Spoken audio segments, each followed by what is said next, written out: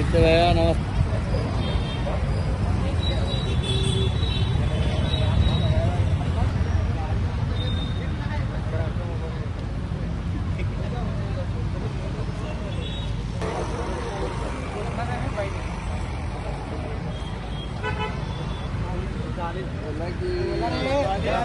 मुदतवाढ झालीच पाहिजे, मुदतवाढ झालीच पाहिजे, मुदतवाढ झालीच पाहिजे, मुदतवाढ झालीच पाहिजे, मुदतवाढ झालीच पाहिजे, मुदतवाढ झालीच पाहिजे।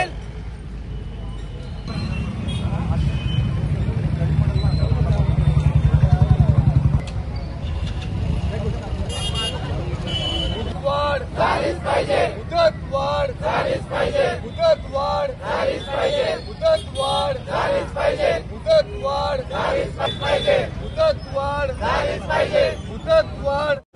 हाँ, मी काजल भीमाशंकर मानकोजी।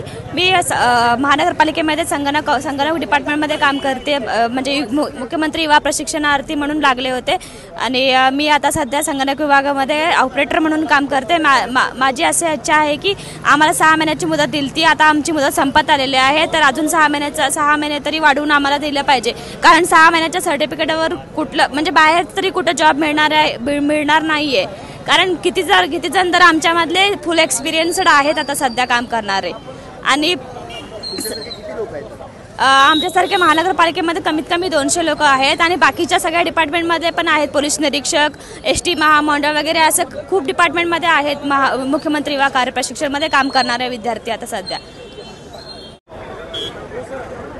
नमस्कार, माझं नाव नितेश सोमनाथ सुरवसे। मी मुख्यमंत्री कार्यप्रशिक्षण योजनेअंतर्गत एसपी ऑफिस सोलापूर येथे कार्यरत आहे। आपली विधान परिषदेची निवडणुकीवेळेस जी योजना चालू केली गेली लाडकी बहीण आणि ही कार्यप्रशिक्षण योजना, त्या अंतर्गत आम्हाला सरकारने कामे दिली व त्यावेळेस मोठी आश्वासने दिली की आपण हे करू ते करू। त्यानंतर एकनाथ शिंदे साहेबांनी असं केली की 6 महिन्याचा कार्यकाळ संपल्यानंतर यांना देखील अजून कार्यकाळ वाढवून भेटेल। आपले कौशल्य विकास मंत्री मंगलप्रताप लोढा यांनी पण सांगितले की योजना वाढवून दिली जाईल, परंतु जेव्हा निकाल आला जसं जसं खातेवाटप झालं तसं आमच्याकडे दुर्लक्ष केलं जात आहे। यासाठी फक्त सरकारला आमची एक कळकळीची विनंती आहे की जेवढ्या आपल्या पूर्ण महाराष्ट्रात ज्या पोरांना घेतलेलं आहे त्यांना मुदतवाढ मिळावी। काही जणांची मुदत 31 जानेवारी संपली आहे, त्या पोरांना फक्त सर्टिफिकेट देऊन घरी बसवण्यात आलेलं आहे। पुढे त्याचा उपयोग काय? अजून 6 महिन्याच्या प्रशिक्षणात आम्हाला अजून 6 महिने वाढवून मिळावे ही सरकारला विनंती आहे। सोलापूर जिल्ह्यात आता 7,500 विद्यार्थी आहेत ग्रामीण सोलापूर। ते सगळे विद्यार्थी आपली जिल्हा परिषद, महानगरपालिका, एसपी ऑफिस, आपलं सोलापूर मुख्यालय, जिल्हा परिषद, सिव्हिल इथे सर्वच कार्यरत आहेत।